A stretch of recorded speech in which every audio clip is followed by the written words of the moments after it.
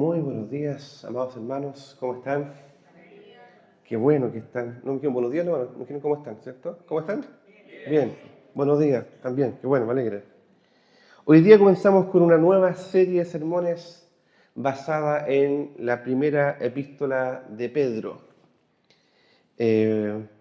Pedro, ¿se recuerdan quién fue Pedro, no?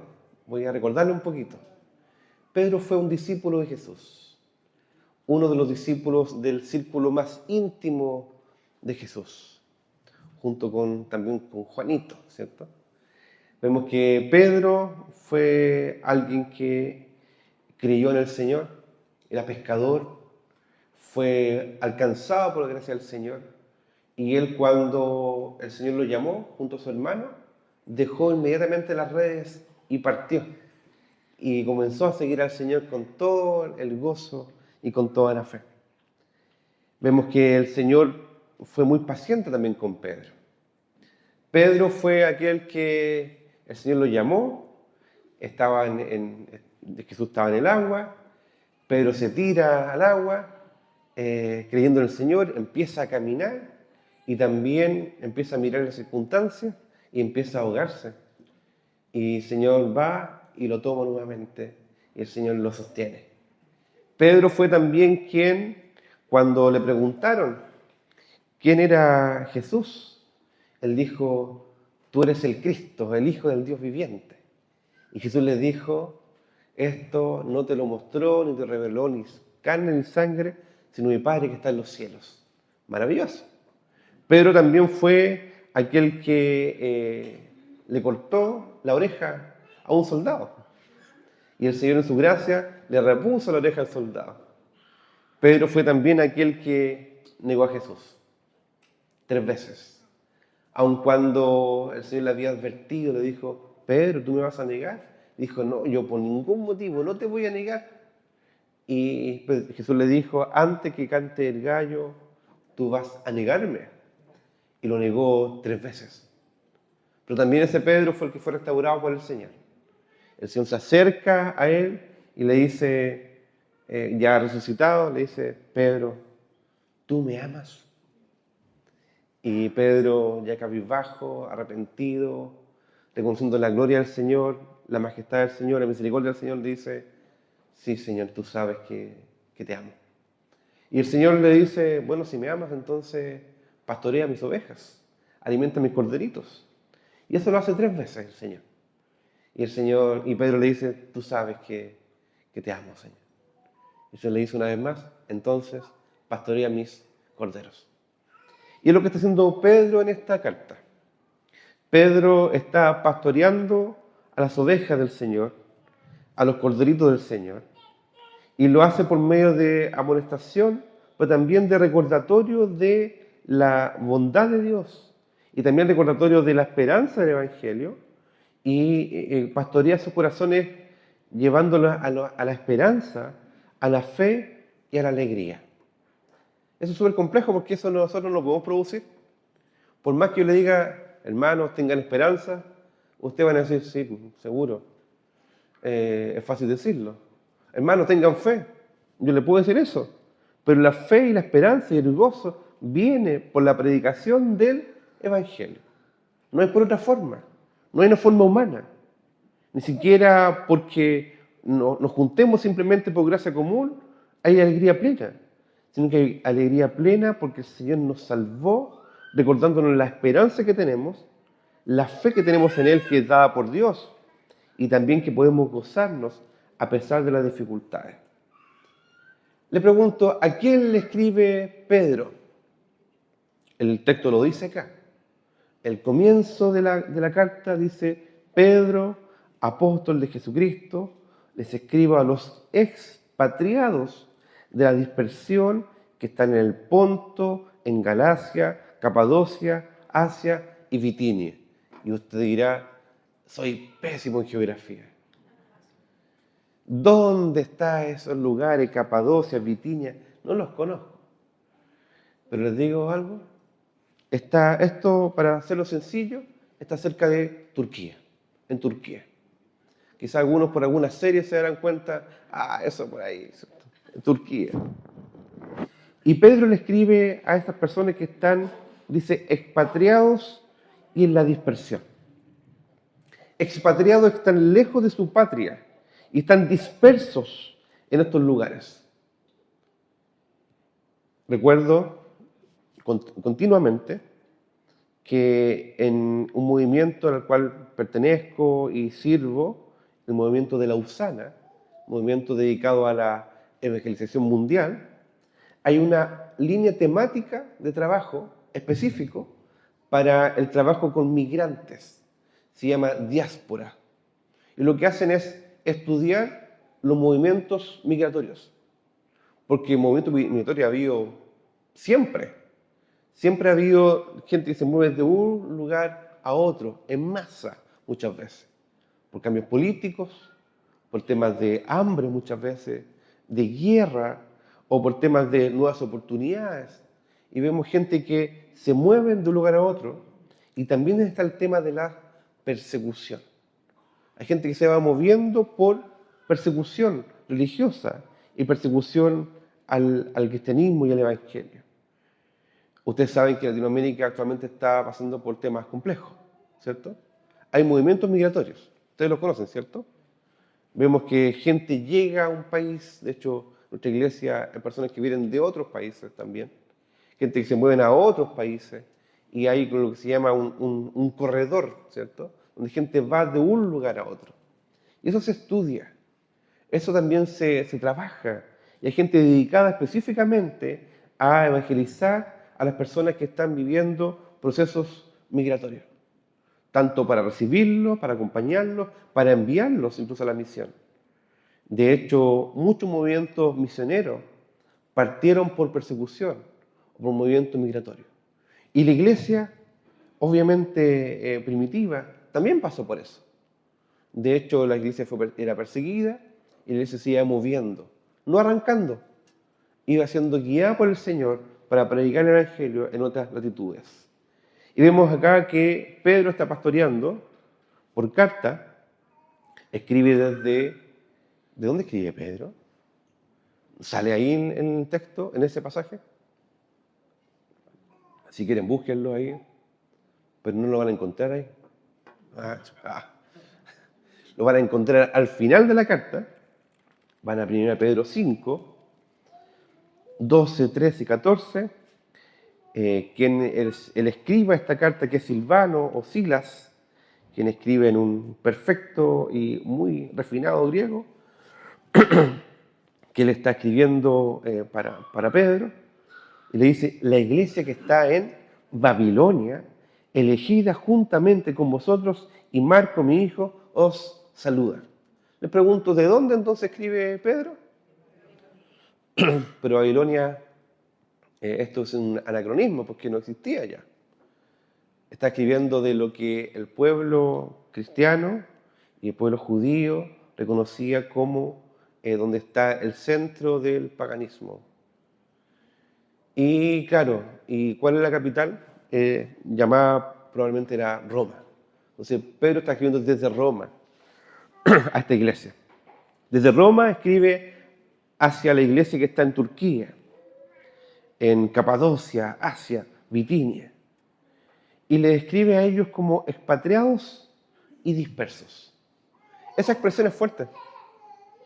Expatriados, gente que es tomada de un lugar a otro, que queda sin un país, sin sus costumbres, sin sus comidas muchas veces, sin tiempo para celebrar sus fiestas nacionales, desarraigados de un lugar a otro. ¿Alguno de ustedes se ha movido de un país a otro? ¿Puede levantar su manito? ¿Aquí? Más cercano. Ya veo gente al fondo también, ya que también. Allá no levantaron la mano los argentinos. Holanda. Oh, muy bien. Pero también uno dice, ciudad a otra ya es complejo. De hecho, de casa a casa ya es complejo. ¿Alguno de ustedes tiene experiencia en mudanza y se ha cambiado muchas veces de casa? Uy, parece que hay varios acá. ¿Quién puede levantar su mano? Ya. Uno se da cuenta que uno de un día a otro es parte de una comunidad, es parte de un condominio, por ejemplo, tiene todas las garantías y los derechos, ¿cierto? Y cuando sales, no puedes volver. Es como que hasta ahí no llegaste, no puedes volver. Y Pedro le escribe a estas personas, le dice, ustedes son expatriados y están dispersos. Muchos de ellos efectivamente eran expatriados en términos reales. Pero también le escribe a la iglesia diciéndoles que no debemos vivir como si esta fuera nuestra patria. O sea, cada uno de nosotros podemos decir que hoy somos peregrinos y extranjeros en este mundo. Porque nuestra patria no es terrenal, sino que es celestial, ¿cierto? Entonces Pedro les escribe y le dice, ustedes son elegidos. Empieza a pastorear sus corazones, recordándoles lo que son y lo que no son. Ustedes no son de acá. Ustedes son expatriados, están dispersos, pero dispersos por un propósito. Y les recuerdo una vez más, ustedes son elegidos según la presencia de Dios, Padre en santificación del Espíritu, para obedecer y ser rociados con la sangre de Jesucristo, gracia y paz os sea multiplicada. Vemos que aquí habla acerca de Dios Padre, del Espíritu Santo, y habla acerca del Hijo. Ustedes fueron elegidos. Les recuerda acá entonces que fueron elegidos por el Señor. Y uno dice, oye, yo fui elegido.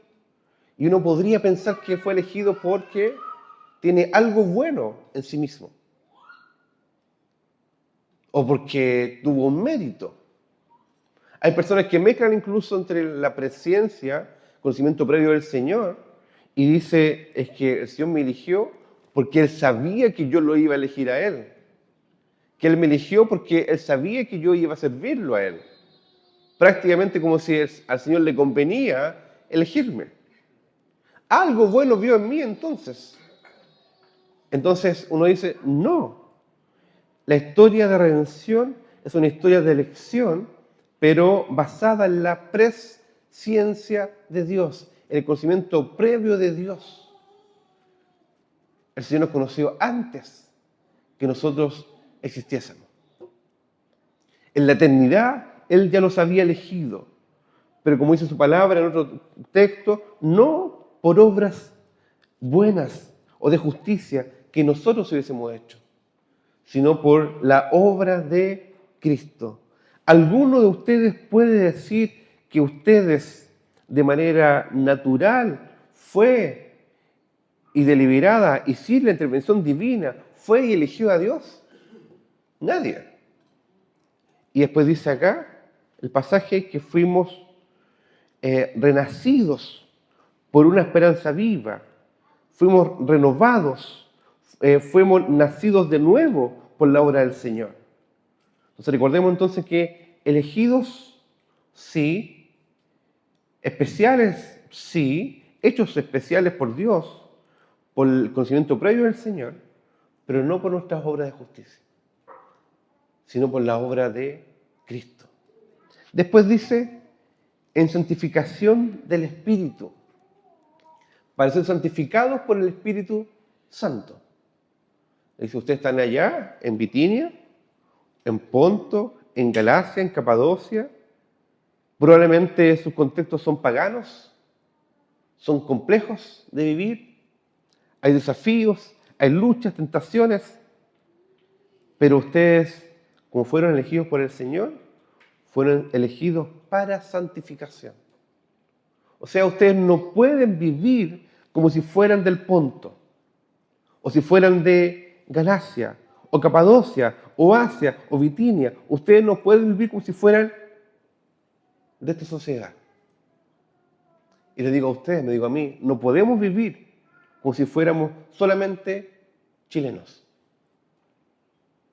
El chileno tiene mucha, por gracia común, muchas virtudes, pero también muchos defectos. ¿Cierto? Y otros países también. no solamente de nosotros, ¿cierto? Hay que ser justo, ¿no? Pero el Señor nos dice, si es por gracia común, que bueno, el Señor pone cosas especiales en cada cultura que por su gracia hay cosas que podemos reconocer que son buenas. Pero no necesariamente son por la obra del Espíritu Santo en el sentido de renovación, de nacer por el Señor. ¿Qué cosas podemos ver que tiene el chileno? La picardía, tiene alguno, ¿no? Bueno, para hacer memes.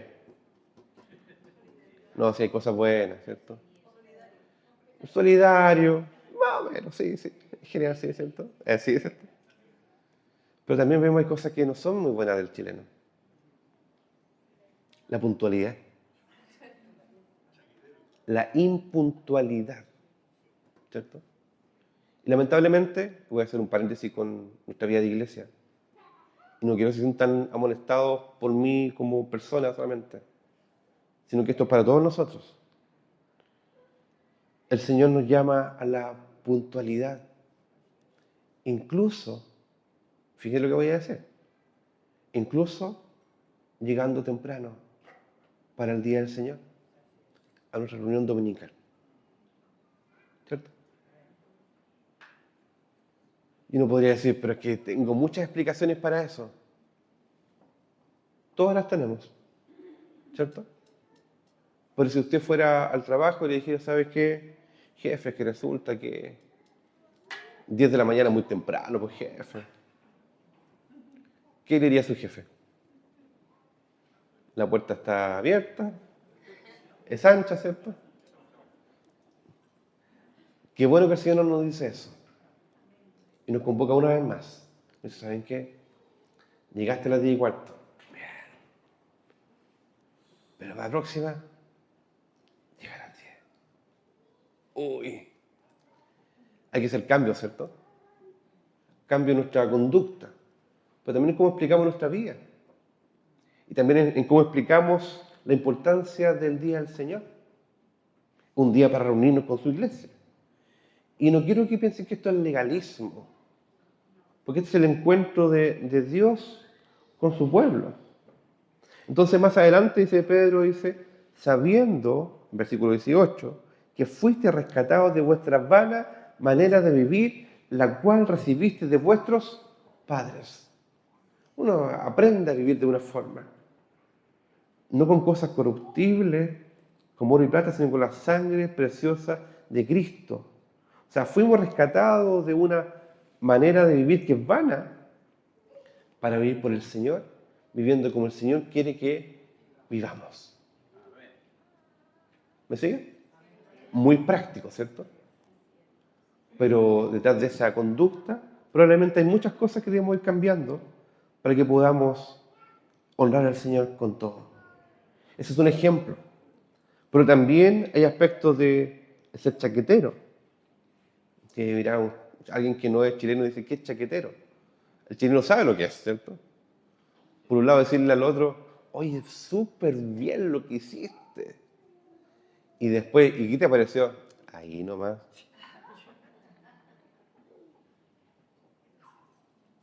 O ser murmurador. Oye, ¿te cuento algo? Y le ponemos algo cristiano, para que esté orando. Y uno puede decir, parece algo piadoso, pero cualquier cosa que uno habla acerca de otro, que no es para edificar, es murmuración. Y dice, wow, que eso es típico del chileno, es que somos así, que somos chaqueteros. El Señor nos llama claramente, ustedes viven en este país, por este momento, pero ustedes no vivan como vive el resto, vivan distinto. Porque ustedes son apartados, elegidos para ser santificados por el Espíritu Santo. Y después dice, para obedecer y ser rociados con la sangre de Jesucristo. Y aquí recuerdo un pasaje del Antiguo Testamento, Éxodo 24, 7 al 8, cuando Moisés lee, le recuerda las palabras del libro del pacto al pueblo del Señor. Voy a leerlo. Y tomó el libro del pacto, Moisés, y lo leyó a oídos del pueblo, el cual dijo, resolución, haremos todas las cosas que Jehová ha dicho y obedeceremos. Y que dice, fuimos llamados para obediencia. Y dijo, he aquí la sangre del pacto que Jehová ha hecho con vosotros sobre todas estas cosas. Obediencia y rociamiento de la sangre de Cristo, como señal del pacto. Y aquí vemos lo mismo. Fuimos elegidos para ser santificados. Y el foco es obediencia y ser rociados. O sea, ustedes son miembros del pueblo del pacto, por tanto no pueden vivir de una forma indigna. No pueden vivir de una forma indigna como si fueran parte del resto de las naciones. No pueden vivir así. De hecho, Pedro pues dice, ustedes son pueblo santo, escogido por Dios. Tienen un propósito, anunciar las virtudes de aquel que los llamó de las tinieblas a su luz admirable. Les pregunto ahora, cuando escuchan la palabra del Señor, ¿son movidos a decir, haremos todas las cosas que el Señor nos ha mandado y obedeceremos? No siempre. Y debiéramos ser como Pedro. Señor, aumenta mi fe. Quisiera vivirlo así, Señor. Pero no quedarnos en, bueno, si a ti también te pasa, a mí también me pasa. Estamos todos igual entonces. Entonces es sencillo, ¿no? Dejémoslo así nomás. Eso es un consuelo de muchos. Usted sabe lo que sigue en el refrán, ¿cierto? En consuelo de muchos. Estamos todos igual. Y a veces nos excusamos ahí. Voy a dar un ejemplo. Oye, ¿cómo está tu vida de oración? No está muy buena. A mí también me pasa. ¿Y tú? También. Qué bueno, estamos todos en la misma entonces. Sí. Probablemente puedo reconocerlo así. Pero debemos también reconocer, Señor, esto no está bien en mi corazón. ¿Sabes qué, hermano? Esto no está bien en tu corazón. Esto no está bien, sencillamente no está bien. Algo tenemos que hacer entonces. Si no estamos orando, ¿qué hay que hacer? Hay que orar. Y ayudarse a orar unos por otros también. No podemos dejar esto así nomás. Hay muchas prácticas que asumimos como normales, simplemente porque el resto también lo hace. O porque el resto no lo hace. Pero no es el estándar de la palabra del Señor. Voy a dar nuevamente un ejemplo bien concreto, bien particular para nuestra vida de iglesia. ¿Ustedes sabían que miércoles por medio tenemos reunión presencial de oración? ¿Cierto?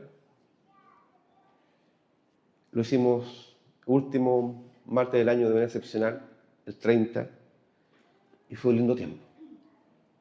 Algunos de ustedes se animaron ahí, ¿cierto? Yo sé que se animaron ahí. Y les dejo la invitación nuevamente. Este miércoles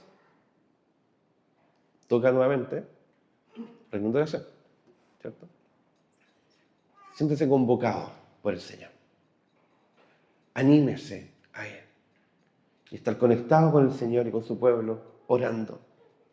¿Saben cuántas veces nos juntamos a orar presencialmente? 2 veces solamente. Para una de vida de iglesia uno podría decir, es muy poquito. Pastor, haremos más. Sí, podemos orar más.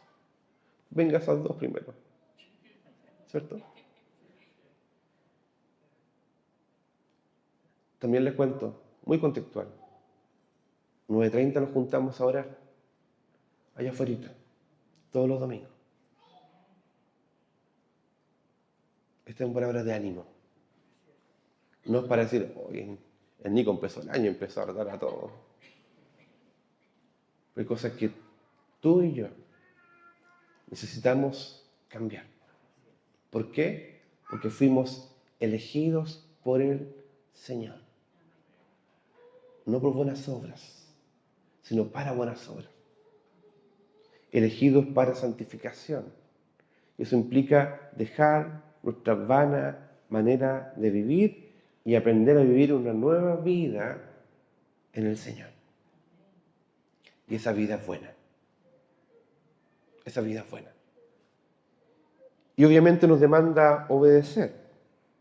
Y nos demanda también ser rociados, el privilegio de ser rociados por la sangre de Cristo. Esa pura introducción. El versículo 2 nos anima a la adoración.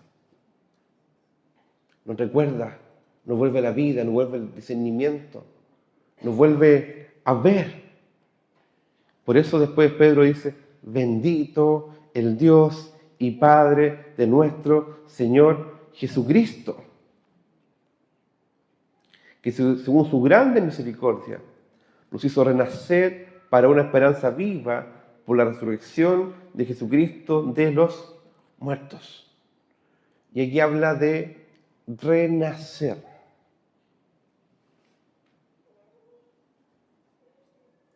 ¿Cuándo nació usted?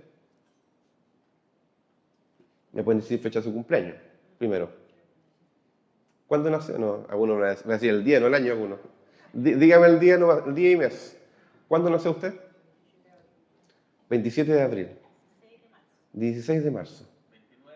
29 de marzo. 21 de mayo. Y eso que no es chilena, ¿eh? ¿Qué más? 23 de diciembre. Ese es el nacimiento natural, ¿cierto? Pero aquí Pedro está hablando de un nuevo nacimiento que implica que nuestro corazón es transformado por el Señor y vuelve a nacer y vuelve a aprender la vida que el Señor quiere que vivamos. Empezar de cero muchas veces. Empezar a caminar desde cero, desde la niñez espiritual hasta la adultez y madurez espiritual. Pero eso hay que aprenderlo. Dios cambia nuestro corazón, pone nueva vida ahí, nos santifica, ¿cierto? Nos regenera para que podamos primero reconocer al Señor, reconocer nuestro pecado, correr a Cristo, verlo como el más deleitoso y glorioso y decir, yo quiero aprender a vivir por Él y para Él. Si ha sido cambiada por el Señor, entonces debe vivir en santificación. Si ha sido elegido por el Señor, entonces para ser santificados progresivamente y continuamente, y para obedecer delante del Señor y ser confirmados en el pacto que el Señor hizo con su pueblo y contigo. Por tanto, si tienes una esperanza viva, si has sido renacido por el Señor, primero, pueden reconocer que Dios está en todas las cosas. Segundo, puede reconocer la palabra del Señor. Y puede ser incluso animado por el Señor a vivir conforme a su palabra. Y él empieza a recordar, Pedro, ustedes tienen una herencia. Ustedes son guardados por el poder del Espíritu Santo mediante la fe. Y algún día, cuando Cristo vuelva, va a ser manifestada esa salvación en el tiempo postrero. E incluso, aun cuando estén expatriados y dispersos, pueden tener alegría hoy. A pesar de las dificultades, a pesar de las circunstancias, tu alegría no está en una tierra, en una herencia, allá o acá, tu alegría está hoy en Cristo, aun cuando podamos estar en diversas pruebas. Próximo domingo vamos a enfatizar en que un cristiano, un hijo de Dios, no solamente puede estar en pruebas, sino que en medio de la prueba puede haber alegría y paz. Y son guardados por el Señor con alegría y paz. Solamente para cerrar y para dejar enganchado para el próximo domingo, y también para que guarden sus corazones esto, dice, en lo cual vosotros se alegran. Aunque ahora por un poco de tiempo, si es necesario, tengáis que ser afligidos por diversas pruebas. ¿Se dan cuenta que dice un poco de tiempo? Dice, pero llevo 2 años con esto ya. Comparado con la eternidad delante del Señor y la gloria que vamos a disfrutar del Señor, es un poco de tiempo. Segundo punto dice ahí, si es necesario, van a pasar pruebas. O sea, las pruebas que vivimos no son porque son innecesarias. El Señor las considera necesarias. Punto. Pero ¿cómo tanto? Y tantas veces. Y una tras otra. Ok, el Señor considera necesario. Y van a ser afligidos, muy probablemente. Pero esa fe, sometida a prueba, va a dar un fruto. Si usted te pregunta, ¿por qué, Señor? Aquí está la respuesta. Para alabar a Dios, para alabanza, para gloria de Dios, para honra de Dios, cuando Cristo sea manifestado, y para gozo inefable y glorioso al saber que somos hijos del Señor. Entonces, recapitulando, Pedro pastorea la vida de estas iglesias en diferentes lugares. Le dice, ustedes no son de allá, viven ahí, pero son peregrinos y extranjeros. Y recuerden, si están ahí, tienen una identidad mucho más potente que su nacionalidad. Son elegidos por el Señor. Su estilo de vida es mucho más potente que la de su país de origen o de su país actual. Tiene una cultura de reino que Dios llama a santificar por medio de la palabra del Señor en el poder del Espíritu Santo. Y nos llama a su iglesia a obedecer. Es decir, ok, Señor, voy a obedecer. Como dice el texto de Éxodo, nosotros haremos todas las cosas que el Señor nos ha demandado. Por el poder del Espíritu Santo, no por nuestra fuerza, pero nosotros lo haremos. Y gracias al Señor que somos rociados y perdonados por la sangre de Cristo. El Señor te anima hoy. Si has estado desanimado, una palabra de esperanza y ánimo. Si has estado afligido, una palabra de esperanza y ánimo. Si has estado porfiado o endurecido, una palabra de esperanza y ánimo, de recordatorio y de lucidez. Tú has sido elegido por la presencia de Dios para que seas santificado por el Señor, para que lo obedezca y seas perdonado por la sangre de Cristo, el Señor. Los invito a orar. Señor, te damos gracias porque tú nos recuerdas una vez más que fuimos elegidos no por nuestras obras de justicia, sino por tu previo conocimiento sabio y justo, lleno de gracia y de verdad. Nos elegiste para ser santificados. Transformaste nuestros corazones, no para vivir como nosotros queremos en nuestra carne, sino para vivir conforme al poder del Espíritu Santo, conforme a tu palabra.